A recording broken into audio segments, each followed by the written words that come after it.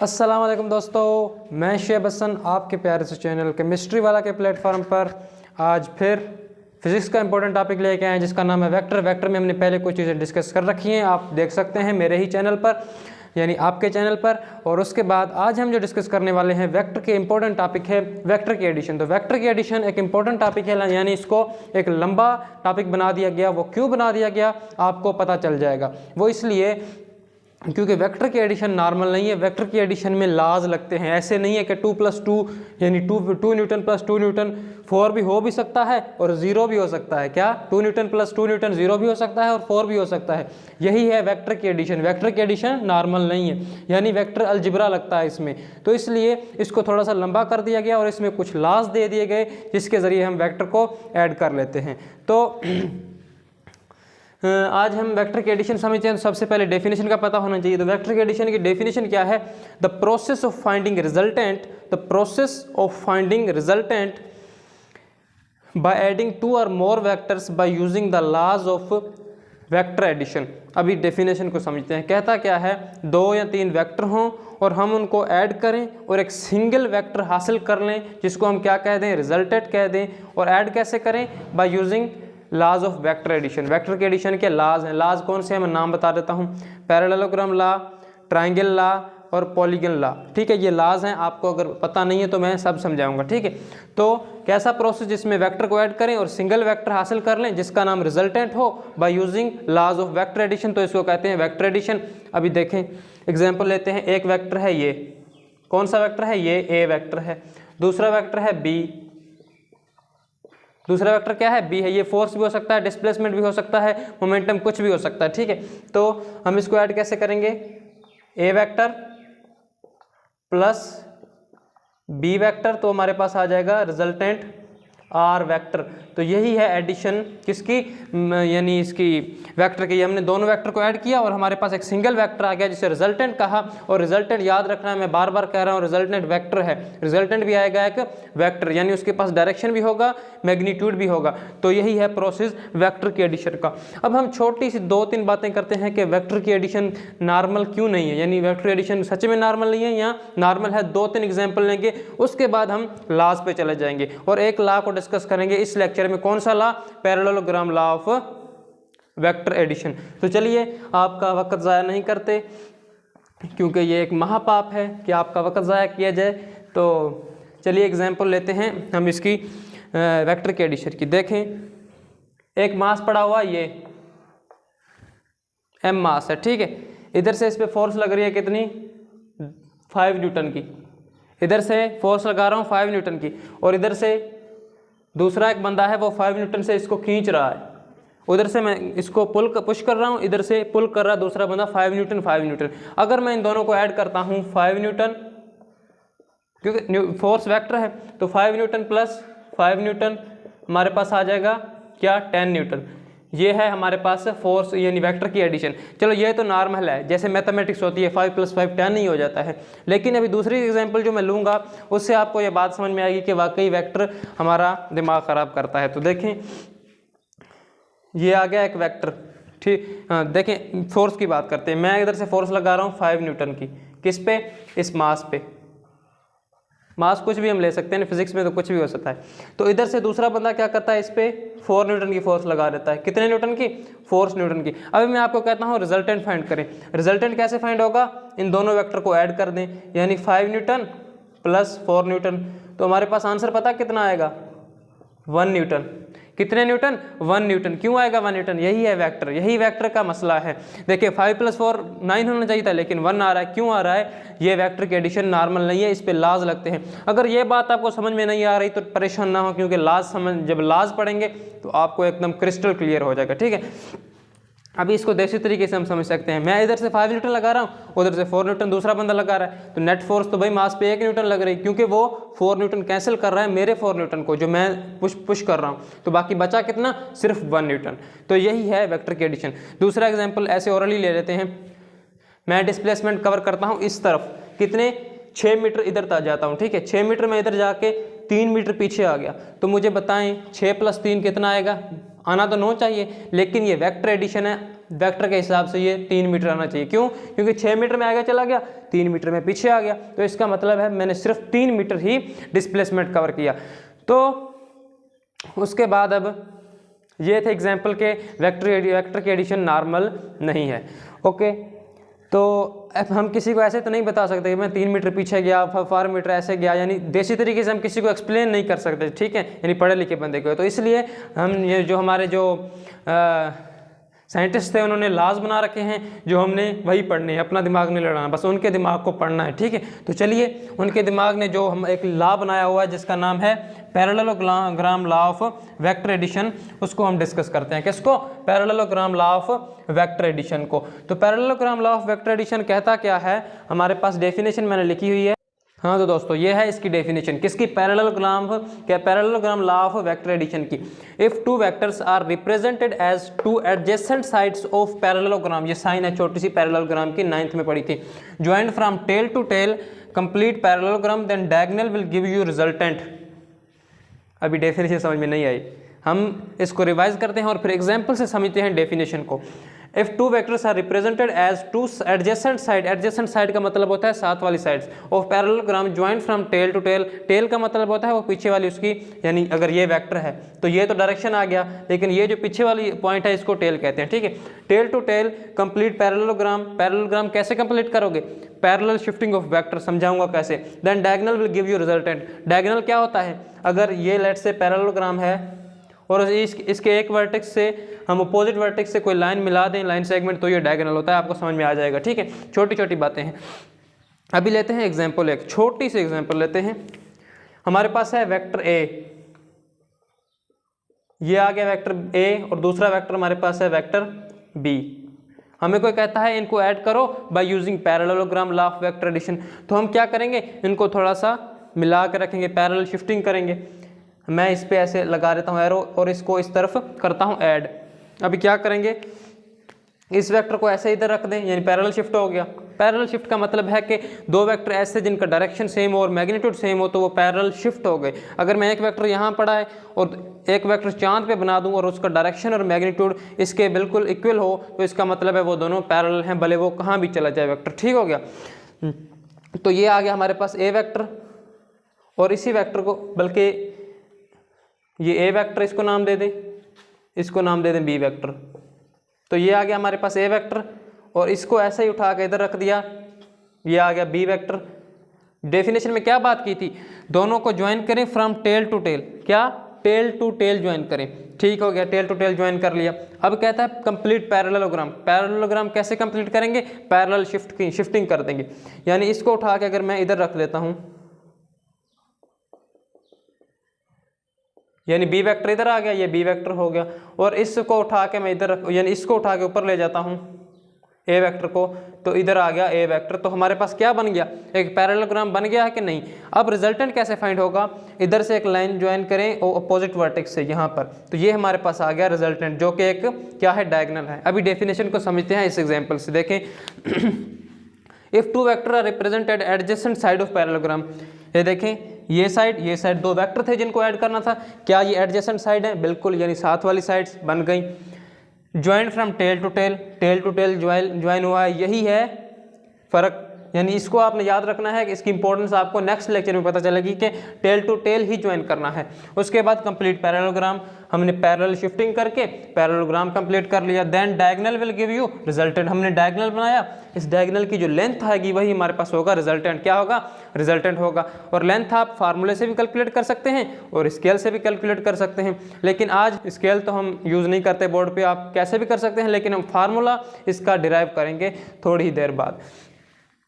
तो उम्मीद करता हूँ आपको ये तो डेफिनेशन समझ में आ गई होगी कि दो वेक्टर उठाएं, उनको टेल से टेल उनकी ज्वाइन करें, ऐसे ज्वाइन करें कि वो एडजेसेंट साइड बन जाएं पैरेललोग्राम की। फिर पैरेललोग्राम को कंप्लीट कर दो by parallel shifting of A vector and B vector, यानी जो भी वेक्टर दिए हुए हैं और फिर बना दो डायगोनल। डायगोनल की लेंथ कैलकुलेट कर लो, या फार्मूले से या स्केल से, जो लेंथ आए वही हमारे पास होगी रिजल्टेंट होगा। ठीक है, वही क्या होगा? रिजल्टेंट होगा। तो ये तो हमने कर ली इसकी छोटी सी डेफिनेशन, यानी इसकी स्टेटमेंट। अब हमने करना है इसका, हाँ, इसमें एक और बात भी डिस्कस कर लेते हैं, लेकिन ये मैं फिगर अभी नहीं इसको इरेज करता। चलो मैग्नीट्यूड तो इसकी डायगोनल की लेंथ हो जाएगी, वो फार्मूले से भी हो सकती है, स्केल से भी कैलकुलेट हो सकती है। ओके जी, मैग्नीट्यूड हो गया, लेकिन रिजल्टेंट वेक्टर है, इसका डायरेक्शन भी तो होना है। डायरेक्शन हम कैसे इसका देखते हैं, हम कहते हैं कि अगर वेक्टर और ए के दरमियान लेट से एंगल बन रही है अल्फा या थीटा या डेल्टा, कुछ भी नाम दे दो, अपना ही नाम लिख दो, ठीक है। तो एंगल बन रही है ये, क्या ए और वेक्टर के रिजल्टेंट के दरमियान एंगल बन रही है अल्फा। तो हम डायरेक्शन पता कैसे डिफाइन करेंगे, डायरेक्शन को इस तरह डिफाइन करेंगे, resultant make alpha angle with respect to A vector, यानी ए वेक्टर के रिस्पेक्ट में वो अल्फा एंगल बना रहा है, कौन, रिजल्टेंट। यही है रिजल्टेंट की डायरेक्शन को डिफाइन करने का तरीका। अभी देखें, इसको थोड़ा फील करें कि एंगल से हम डायरेक्शन कैसे मेजर कर रहे हैं। ए का डायरेक्शन आपको पता है, ए वेक्टर का, लेट से एक वेक्टर का डायरेक्शन ये है, कितना वे कौन सा डायरेक्शन है, ये डायरेक्शन है। मैं कहता हूं जो रिजल्टेंट है हमारे पास, देखें लेट से ये हमारे पास ए वेक्टर है, ये ए वेक्टर जा रहा है इधर, ठीक है, ए वेक्टर जा रहा है, और मैं कहता हूँ रिजल्टेंट इससे एंगल बना रहा है, ये एंगल, कितनी एंगल, ये एंगल कुछ भी हो सकती है ऐसे, ये जो अंदर एंगल बन रही है ये अल्फा एंगल बन रही है, ठीक है। तो हम ए का तो डायरेक्शन में पता है, क्या ए का हमें डायरेक्शन क्या है पता है, चलो हम 90 पे लेते हैं, आसानी कर लेते हैं। ए का डायरेक्शन क्या है, ये ए का डायरेक्शन है। अभी मैं कहता हूँ जो हमारे पास रिजल्टेंट आ रहा है वो 90 डिग्री एंगल बना रहा है, किसके साथ, वेक्टर ए के साथ। तो मैं रिजल्टेंट को उठाऊंगा और इधर रख दूंगा। मुझे बताओ कि हमने रिजल्टेंट का डायरेक्शन फाइंड कर लिया कि नहीं, कैसे किया, एंगल को यूज करते हुए, छोटा सा फील दिया, आपको समझ में आ गया होगा। अब हमने करनी है डेरिवेशन, किसकी derivation, parallelogram law of vector addition की डेरिवेशन करनी है मैग्नीट्यूड के लिए और डायरेक्शन के लिए। तो चलिए शुरू करते हैं डेरिवेशन। डेरिवेशन फॉर, सबसे पहले मैग्नीट्यूड की डेरिवेशन करते हैं कि मैग्नीट्यूड को कैसे, यानी आर रिजल्टेंट को कैसे फाइंड कर सकते हैं। तो इसके लिए हमें डायग्राम बनानी पड़ेगी। तो डायग्राम कैसे बनाएंगे, वही एग्जांपल ले लें। ये वेक्टर लेट से बी है, ये बी वेक्टर, ओके। ये हमारे पास टेल टू टेल ज्वाइन करना है क्योंकि parallelogram law of vector addition है। ये हमारे पास बी ए वेक्टर आ गया, ओके। अब हमने एक पैरेललोग्राम को कंप्लीट करना है।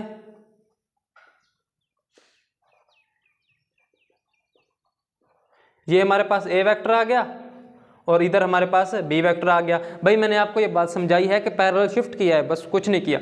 अब हमने इधर से एक परपेंडिकुलर ड्रॉप कर देना है, ऐसे सीधी लाइन बना लेता हूँ क्योंकि मिक्स हो जाएगा, ठीक है, डॉटेड लाइन नहीं बनाता, ठीक है। ये हो गया, हमने एक परपेंडिकुलर ड्रा किया और इसको आगे भले ही प्रोड्यूस करा दें। तो मुझे बताएं, एक बात याद रखेंगे, मैंने जब परपेंडिकुलर ड्रॉप किया है तो इसका मतलब यहाँ कितनी एंगल बनी चाहिए, 90 डिग्री, ओके जी, ये आपको बात पता होना चाहिए। अब दे लें इसको नाम, वर्टेक्स को सीधा भी ट्राइंगल है तो यानी ट्राइंगल वैंगल बन रहे हैं, तो ओ दिया, ये पी नाम दे दिया, इसको नाम दे दिया क्यू, इसको एस, इसको नाम दे दिया टी। ये पॉइंट्स जो हैं इनको नाम दे लिए O P Q S T, okay. अब मुझे, हाँ रिजल्टेंट तो बनाया नहीं, रिजल्टेंट बना लें डायगोनल के ज़रिए। ये हमारे पास आएगा रिजल्टेंट, ये आर आ गया, यानी डायगोनल के ज़रिए हमने रिजल्टेंट को भी फाइंड कर लिया, लिख लिया, फाइंड तो नहीं किया। तो अब मुझे एक बात बताएं कि triangle O Q S is a right triangle, ये सच्ची बात है। ओ क्यू एस एक राइट ट्राइंगल है। क्यों राइट ट्राइंगल है, क्योंकि इधर बन रही है 90 डिग्री, ये तो आपको पता होना चाहिए। बल्कि ये हमने, यही बात इंपॉर्टेंट है कि हमें ये पता होना चाहिए कि ये राइट एंगल ट्राइंगल बन रहा है, ओके। अब मुझे बताएं कि राइट एंगल ट्राइंगल पे हम पाइथागोरस थ्योरम लगा सकते हैं कि नहीं, बिल्कुल सही लगा सकते हैं। तो चलिए लगाएं। इसमें हमारे पास हाइपोटेन्यूज क्या है, आर हाइपोटेन्यूज है, और बेस क्या है, ओ एस बेस है, परपेंडिकुलर क्या है, क्यू एस है, ओके। यानी पाइथागोरस थ्योरम की थोड़ी सी लिख लेते हैं फार्मूला, शॉर्ट में लिख रहा हूँ पाइथागोरस थ्योरम, थ्योरम नहीं है, पाइथागोरस थ्योरम है, ठीक है। तो क्या होगा, H square is equal to P square plus B square, ये आ गया पाइथागोरस थ्योरम की क्या फार्मूला, मैथमेटिकल फार्मूला। तो चलिए इसमें हम लिखते हैं, इस यानी इसको यूज करते हुए इसमें जो हमारे पास पैरामीटर दिए हुए हैं वो लिखेंगे। हमारे पास क्या है, हाइपोटेन्यूज आर है, आर का स्क्वायर लिख दें। अभी आर का मैग्नीट्यूड लेना है, डायरेक्शन नहीं लेना। क्यों? क्योंकि हम मैग्नीट्यूड फाइंड कर रहे हैं, डायरेक्शन की अभी बात छोड़ दें। डायरेक्शन एंगल के जरिए फाइंड होता है, तो सिर्फ मैग्नीट्यूड लेंगे, यानी वेक्टर की साइन ना लगाएं तो अच्छा है, ठीक है। R square is equal to P square. P क्या है हमारे पास? क्यू एस है, ओके, यानी क्यू एस का स्क्वायर प्लस बेस क्या है? ओ एस, ओ एस का स्क्वायर। ये हमारे पास हमने दो इक्वेशंस लिख ली, बल्कि ये सिंगल इक्वेशन, इसको याद रखें, इसके ज़रिए हमने इस चीज़ को लिख लिया। इसको अभी दें छोड़। अभी हमने QS और OS की लेंथ फाइंड करनी है, जो कि हमारे पास नहीं है। थोड़ा सा दिमाग लड़ाना पड़ेगा। जैसे 9th में हमने रिजोल्यूशन ऑफ वेक्टर में एक डिस्कस की थी चीज़, कोस थीटा, साइन थीटा, ए कोस थीटा, वो सब अभी यूज़ करेंगे, क्योंकि 9th अगर आपने नहीं पढ़ी तो मैं आपको अभी समझा देता हूँ। देखें, मैं करता हूँ, इस ट्रायंगल को उठाता हूँ। हमारे पास इसकी लेंथ नहीं है ना, QS की लेंथ भी नहीं है, लेकिन OS की लेंथ हमारे पास आधी है, कुछ नहीं है। देखिए यहाँ तक तो हमें पता है भाई A वेक्टर है, लेकिन ये लेंथ छोटी सी पता नहीं है। इसने मसला किया हुआ है किस लेंथ ने? TS लेंथ ने, और इधर से QS लेंथ ने। ये पता नहीं है तो ये फाइंड कर लेते हैं भाई। कौन सा ट्रायंगल उठाएं? ट्रायंगल मैं उठा लेता हूँ TQS। TQS, ये मैंने ट्रायंगल उठा लिया। कौन सा? TQS। तो ट्रायंगल मैं इधर बना भी लेता हूँ, ऐसे छोटा सा ट्रायंगल बना लेते हैं, यहाँ बनाते हैं भाई। यही ट्रायंगल उठा के मैंने इधर बना दिया है। ये हमारे पास 90 डिग्री होगा इधर, और इधर ये T, ये Q, ये S, और इधर एंगल थीटा। ये बताता हूँ कि थीटा क्यों बना, ठीक है। थीटा और ये B वेक्टर या B का मैग्नीट्यूड, B वेक्टर लगा दें, आपकी मर्जी, ठीक है। तो मुझे बताएं कि ये एंगल कितना है? लेट से थीटा एंगल है, यानी वेक्टर A और वेक्टर B के दरमियान एंगल है थीटा। तो इधर भी एंगल कितना बनेगा? थीटा बनेगा। ये है पैरेललोग्राम की क्या एक प्रॉपर्टी। आपको याद रखना होगा कि अगर इधर थीटा बन रहा है तो इधर भी क्या बनेगा? थीटा ही बनेगा, ठीक है, याद कर लिया, ओके। अब इस पे लगाएं, मैं बोलता हूं मुझे फाइंड करना है QS। क्या? QS। तो मैं लगाता हूं लेट से साइन थीटा। क्या लगाता हूं? Sine theta. तो साइन थीटा किसके बराबर होता है? परपेंडिकुलर अपान हाइपोटेन्यूज। तो परपेंडिकुलर अपान हाइपोटेन्यूज, ओके। मैं इस पे आगे ऐसे लिखता जाता हूं, ठीक है। परपेंडिकुलर हमारे पास क्या है? QS है, अपान में बेस हमारे हाइपोटेन्यूज हमारे पास क्या है? B है, ठीक है जी। Perpendicular QS, hypotenuse BS। अभी हमें किसकी लेंथ चाहिए? QS की। तो B की इधर जाके साइन से क्या हो जाएगा? B साइन से मल्टीप्लाई हो जाएगा। तो QS की लेंथ आ जाएगी हमारे पास B vector sine theta.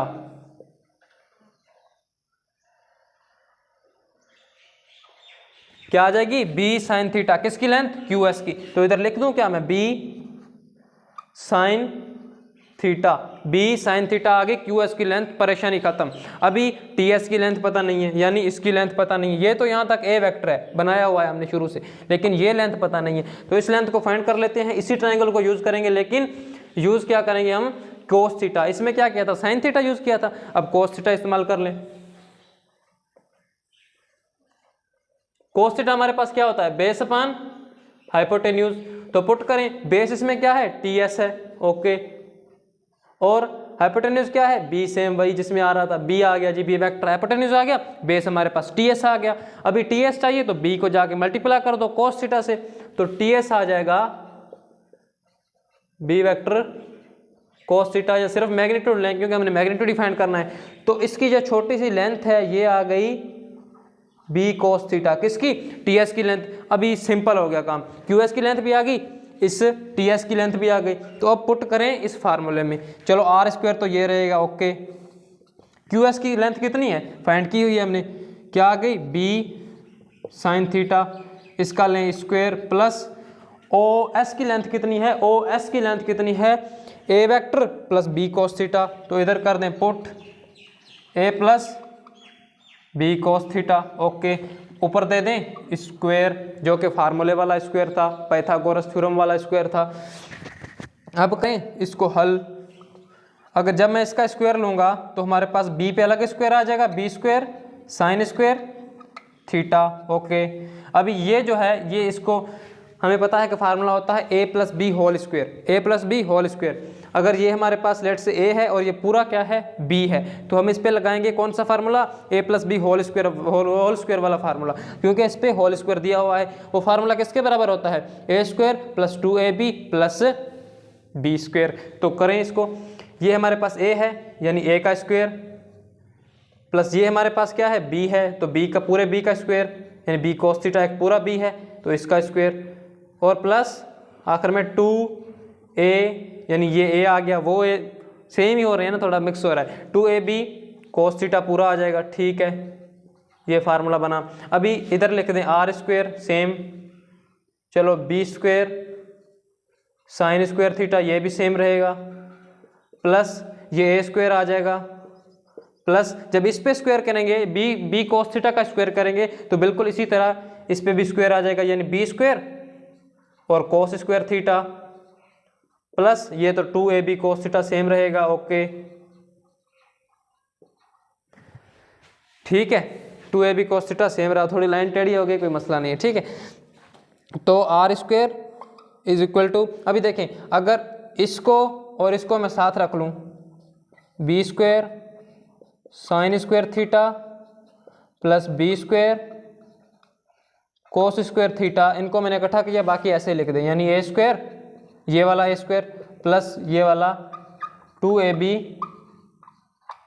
Cos theta, ये आ गया हमारे पास फार्मूला। अब अगर इसमें से मैं एक और स्टेप करूं और b स्क्वायर इसमें से कॉमन ले लूं, क्या ले लूं, b स्क्वायर कॉमन ले लूं, तो क्या बचेगा, अंदर बचेगा sign square theta plus cos square theta, और इधर बाकी जो भी है वो सेम लिख दें। ठीक है, जो भी मटेरियल है तो सेम लिख दिया, 2ab कोस थीटा। ओके, ये हमारे पास आ गया। अब हम क्या करेंगे, थोड़ा सा एक पाइथागोरन आइडेंटिटी है, कौन सी, sine square theta plus cos square theta किसके बराबर होता है, 1 के बराबर। Sine square theta plus cos square theta किसके बराबर होता है, 1 के बराबर होता है। तो इसको थोड़ा रेज करके इसके आगे लिखते हैं क्योंकि ये नीचे वाला कैमरा में नहीं है। तो ठीक है, तो इसको आगे कर रहा हूँ, ये आर स्क्वायर आ जाएगा, ये इक्वल है हमारे पास, आर स्क्वायर किसके इक्वल आ जाएगा, ये तो 1 हो जाएगा, क्या हो जाएगा, 1 हो जाएगा। तो इसकी जगह पे जब 1 पुट करेंगे तो सिर्फ b स्क्वायर ही बचेगा, तो आ गया हमारे पास b square plus a square, ये वाला a square plus 2ab cos theta, 2ab cos theta, ये हमारे पास आ गया रिजल्टेंट का फार्मूला। क्या आया, R square is equal to A square plus B square plus 2ab cos theta. A vector यानी A vector का मैग्नीट्यूड, बी का magnitude 2 फार्मूले वाला, ए का फिर मैग्नीट्यूड, फिर बी का मैग्नीट्यूड, फिर cos थीटा। अभी थीटा कौन सा यूज करना है, थीटा वो यूज करना है जो दोनों वेक्टर के दरमियान हो। अगर दोनों वेक्टर यानी ए और बी के दरमियान 90 डिग्री बन रहा है तो इस फार्मूले में जो थीटा है उसमें भी आप क्या पुट करेंगे, 90 डिग्री ही पुट करेंगे। तो ये है रिजल्टेंट का फार्मूला, क्या, R square is equal to A square plus B square plus 2ab cos theta. आसान है बिल्कुल। अभी मैं आपको एक इसकी इंटरेस्टिंग बात बताऊं, जो 10th क्लास थी पंजाब बोर्ड में, 10th क्लास जो है उसमें जो 8वां चैप्टर है थ्योरम का, उस ये वही थ्योरम है, थोड़ा सा गौर कीजिएगा, मैं आपको इंटरेस्टिंग बात बता रहा हूँ, इस पर गौर कीजिएगा। वही थ्योरम में 8वें चैप्टर का पहला थ्योरम 10th क्लास में जो फेडरल बोर्ड मैथमेटिक्स है। ओके जी, मैंने हिंट दे दिया। अब ये हमने कर ली इसकी डेरिवेशन फॉर मैग्नीट्यूड। अभी हमने क्या करना है, डायरेक्शन की करनी है, डायरेक्शन फाइंड करना है। तो डायरेक्शन हम कैसे फाइंड करते हैं, एंगल के जरिए फाइंड करते हैं। लेट्स से ये एंगल रिजल्टेंट और ए के दरमियान एंगल बन रहा है अल्फा, कितना एंगल बन रहा है, अल्फा एंगल बन रहा है। तो मैं लगाऊंगा tan अल्फा, इधर लिख लें tan किसके बराबर होता है, परपेंडिकुलर अपान बेस के बराबर होता है। तो tan अल्फा इस पर जब मैं लगाऊंगा तो अल्फा के सामने वाला क्या होता है, परपेंडिकुलर, यानी थीटा के सामने वाला एंगल क्या होता है, परपेंडिकुलर। तो इस केस में अल्फा एंगल है तो एंगल के सामने वाला परपेंडिकुलर यानी QS, क्या QS अपान में बेस क्या हो जाएगा, ये O है, बेस हमारा पूरा ये हो जाएगा OS।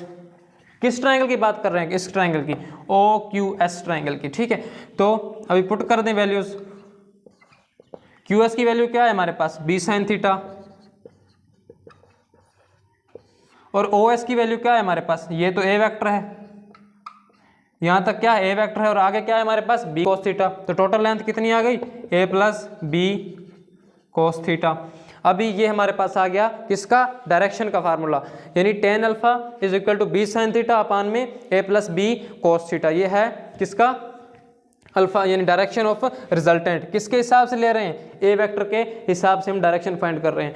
अब इसको आगे आप जब हल करेंगे यानी न्यूमेरिकल्स वगैरह में, तो अल्फा आप इधर ही पड़ा रहने देंगे और tan को उस साइड पे ले जाएंगे, तो tan का हो जाएगा इनवर्स, तो b sin थीटा अपान में a plus B cos theta आ जाएगा। ये हमारे पास आ गया। अभी जो भी इसकी वैल्यूज आएगी उसकी आप ले लेंगे इनवर्स, tan इनवर्स लेंगे। tan इनवर्स कैसे लेते हैं, कैलकुलेटर उठाएं, शिफ्ट को दबाएं और फिर दबाएं जिसका इनवर्स लेना है। लेट्स से हमने tan का इनवर्स लेना है, शिफ्ट को दबा के tan को दबाया, फिर जो वैल्यू इसकी आएगी, इसकी जो वैल्यू आएगी ब्रैकेट में रख देंगे और जो दबाएंगे इक्वल को, जो आंसर आएगा वो एग्जैक्ट एंगल आएगी between A vector and resultant, A vector and resultant, जो कि क्या है, रिजल्टेंट का डायरेक्शन है विथ रिस्पेक्ट टू ए।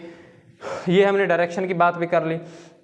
हमने क्या फाइंड किया, रिजल्टेंट की जो मैग्नीट्यूड है उसका क्या फार्मूला है, R square is equal to A square plus 2ab cos theta plus B square, ये रिजल्टेंट का आ गया। दूसरा हमने क्या किया, डायरेक्शन का फाइंड किया। डायरेक्शन का क्या आया, b sin थीटा अपान में a plus B cos theta. इधर भी थीटा कौन सा रखना है, जो वेक्टर a और वेक्टर b के दरमियान एंगल बन रही है वही थीटा हमने इधर भी पुट कर देना है। ये हमारे पास आ गया रिजल्टेंट का डायरेक्शन और मैग्नीट्यूड का formula by using this diagram, जो कि 10th क्लास का 8वें चैप्टर का पहला थ्योरम भी यही है। ठीक है, आपने थोड़ा गौर करना है। तो आज हमने पैरेललोग्राम को डिस्कस कर लिया। अगर इस पे छोटा सा क्वेश्चन कर लिया जाए तो आपको ज़्यादा समझ में आएगा। तो जल्दी से एक छोटा सा क्वेश्चन करते हैं, बिल्कुल वक्त ज़ाया नहीं करते। तो क्वेश्चन कहता है कि एक बंदा है वो 3 मीटर जाता है इस तरफ, ये 3 मीटर इधर चला गया, कितने मीटर, 3 मीटर इस साइड पे चला गया। वो कहता है कि बिल्कुल 90 डिग्री पे 4 मीटर वो ऊपर चला गया। तो 90 डिग्री पे, अब इधर से तो नहीं बनाएंगे, क्यों, क्योंकि टेल से टेल ज्वाइन करनी है, क्या है, पैरेललोग्राम लॉ है। तो इधर हमने ऐसे बना दिया, ये कितने मीटर गया, 4 मीटर, 4 मीटर क्या चला गया, ऊपर चला गया। तो एंगल कितनी बनाई इसने, 90 डिग्री उसने दिया हुआ है, बिल्कुल ऊपर चला गया, यानी बिल्कुल 90 डिग्री पे चला गया। तो इसको पैरेललोग्राम को कंप्लीट करें तो ये भी क्या हो जाएगा हमारे पास 4 और ये हो जाएगा 3। इसको मैं इधर लिखता हूँ, यानी ये लेंथ भी कितनी हो जाएगी, 3 हो जाएगी, क्योंकि पैरेलल शिफ्ट किया है। इसको पैरेलल शिफ्ट इधर किया, इसको पैरेलल शिफ्ट ऊपर कर दिया। तो अब रिजल्टेंट फाइंड करना है, तो रिजल्टेंट हमारे पास होता है डायगोनल। बिल्कुल ये स्क्वायर ही बन रहा है, लेकिन आप समझ जाएंगे कि स्क्वायर में क्या होता है, 90 डिग्री आता है तो वो स्क्वायर वाली बात आ जाती है। ठीक है, आपको समझ में आ जाएगा। लेकिन आप फार्मूला क्या लगाएंगे, पैरेललोग्राम लॉ वाला ही लगा देंगे। तो ये हमारे पास है रिजल्टेंट।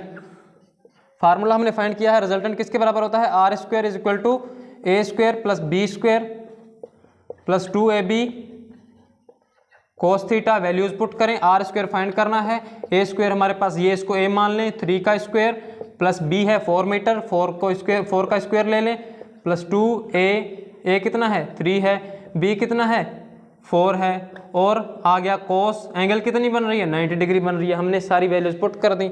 ये आ गया R square is equal to 3 तिये 9 प्लस 4 चौक 16 और 2 तिये 6, 6 चौक 24, 24 इंटू cos 90 कितना होता है 0 होता है। तो R square is equal to 9 plus 16 हो गया हमारे पास 25, और ये तो हो गया 0 क्योंकि cos 90 होता है 0।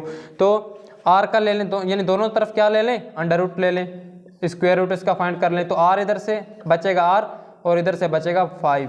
तो ये हमारे पास 5 मीटर क्या आ गया है, रिजल्टेंट आ गया। अभी आपको पता चला कि हमने ऐड किनको किया, 4 + 3 आना तो 7 चाहिए था, लेकिन वेक्टर की एडिशन है, क्या आ गया 5 मीटर आ गया। यही होती है वेक्टर की एडिशन, जो कि हमने अभी लॉज के जरिए समझी। पहले तो हम क्या समझ रहे थे, उसको देसी तरीके से कर रहे थे, तो अब हमने लॉ के जरिए कर लिया। अब इसका फाइंड करें direction with respect to A.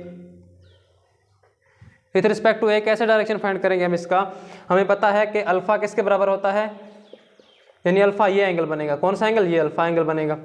Tangent alpha हमारे पास होता है किसके बराबर, b sin थीटा अपान में a + b cos थीटा के बराबर होता है, कौन, अल्फा एंगल यानी डायरेक्शन। तो अल्फा किसके बराबर आ जाएगा, टेंजेंट ऑफ इनवर्स अपान में b और इंटू b हमारे पास क्या है, हमारे पास 4 है, 4 इंटू साइन 90, क्योंकि थीटा हमारे पास क्या है इसमें थीटा कौन सा यूज़ करना है, जो वेक्टर ए और वेक्टर बी के दरमियान आ रहा है, ठीक है। अल्फा तो वेक्टर ए और रिजल्टेंट के दरमियान, लेकिन थीटा यानी वेक्टर ए और वेक्टर बी के दरमियान जो कि 90 डिग्री है, तो मैंने पुट कर दिया अपान में, इसको पूरी ब्रैकेट दे लें ऐसे, अपान में ए क्या है हमारा फार्मूला क्या है, ए प्लस बी कोस थीटा, तो ए हमारे पास क्या है 3 प्लस बी क्या है 4 इंटू कोस 90 डिग्री। तो मुझे बताएं साइन 90 क्या होता है 1 होता है, कोस 90 क्या होता है 0 होता है। तो इसको करें आगे हल, टेंजेंट इनवर्स अपान में 4 इंटू साइन 90, साइन 90 क्या होता है 1 होता है, तो 4 से 1 मल्टीप्लाई होगा तो 4 ही आ जाएगा, अपान में 4 इंटू कोस 90, कोस 90 क्या होता है 0 होता है, तो 4 ये 0 हो गया, सिर्फ बचा क्या 3 बच गया, तो ये हमारे पास आ गया। अभी इसको आगे आप हल करेंगे कैलकुलेटर के जरिए, तो आपके पास एंगल जो आएगी वो एंगल आएगी ये एंगल, कौन सी एंगल, ये एंगल अल्फा एंगल, जो कि डायरेक्शन बताएगी resultant with respect to A. तो हमने वेक्टर एडिशन, वेक्टर की एडिशन की डेफिनेशन समझी, उसके बाद हमने क्या समझा, parallelogram law of vector addition की स्टेटमेंट, फिर उसकी मैग्नीट्यूड की डायरेक्शन और डायरेक्शन का कांसेप्ट, मैग्नीट्यूड ऑफ रिजल्टेंट, और फिर डायरेक्शन का कांसेप्ट लिया और डायरेक्शन का फार्मूला भी डिराइव किया और एक कर लिया न्यूमेरिकल। तो आज के लिए इतना ही काफ़ी है, तो नेक्स्ट लेक्चर में आएगा triangle law of vector addition. तो तब तक के लिए ओके बाय, थैंक्स।